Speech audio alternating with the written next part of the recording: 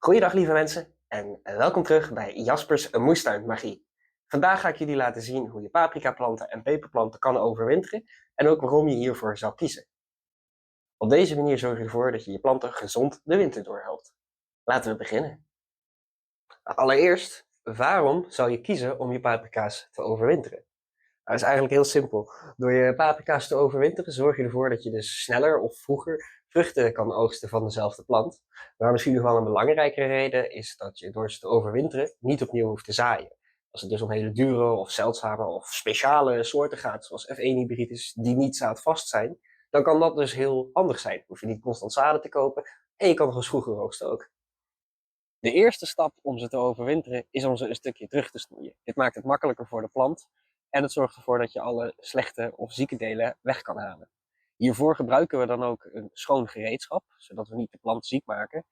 Dus een roestige snoeischaar kan je beter niet gebruiken. Op het moment heb ik helaas even niks beters bij de hand, dus ga voor een schoon mes. Maar een schone snoeischaar is nog altijd beter. We beginnen met snoeien.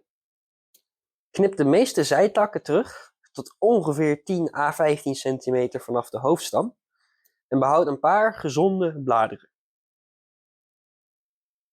Door de plant compact te maken, heeft hij minder energie nodig om te overleven.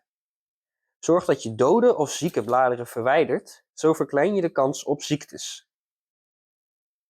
Als tip heb ik dus dat het beste is om een schone, scherpe snoeischaar te gebruiken. Hiermee voorkom je infecties. Laat daarom dan ook alleen gezonde takken en bladeren zitten voor een sterke basis.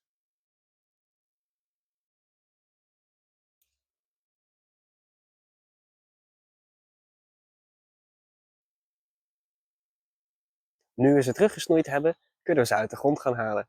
In principe steken we gewoon met de schep rondom de planten, zodat we ze mooi met zoveel mogelijk wortels eruit kunnen halen, zodat ze ook met zoveel mogelijk wortels weer de winter in kunnen.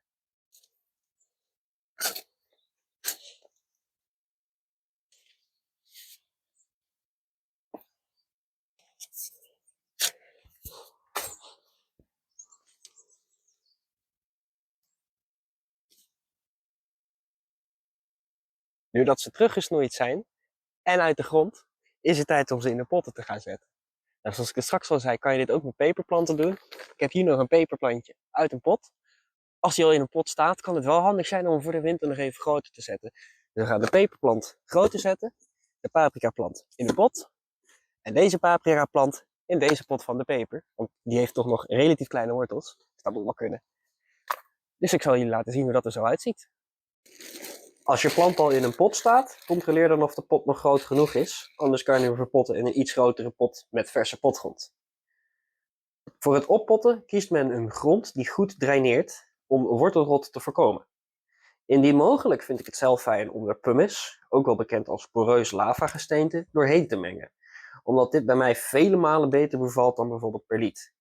Maar momenteel moet ik daar helaas een nieuwe leverancier, oftewel verkoper, voor zoeken.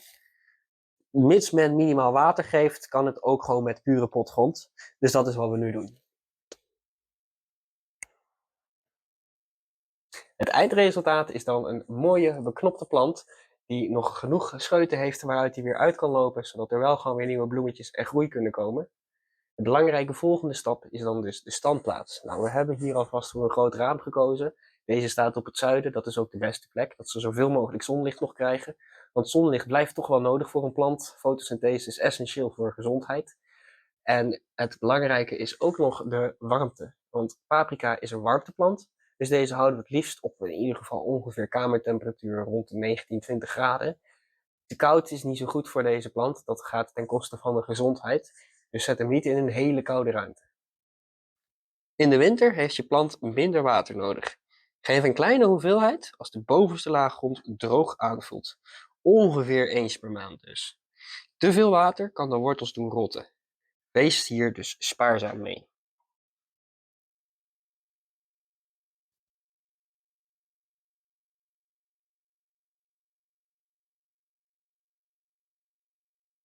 En als laatste nog de rest van de verzorging voor de winter. Nou, het water geven doen we dus minimaal. Dat hebben we net behandeld. De voeding geven, omdat we ze net in verse potgrond hebben opgepot, is dat voorlopig ook niet nodig. Dus die dingen hoef je allemaal geen zorgen om te maken. Wat wel nog belangrijk is is letten op ongedierte.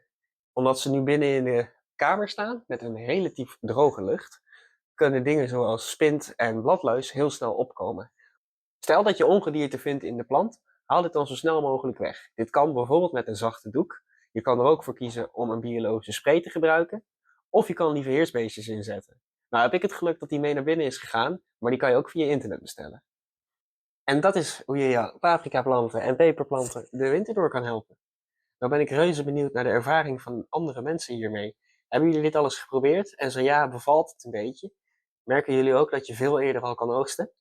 Laat het me alsjeblieft weten in de opmerkingen. En ook als je nog een vraag hebt, laat het me gewoon weten. Dan wil ik verder zeggen, hartstikke bedankt voor het kijken en hopelijk tot de volgende keer.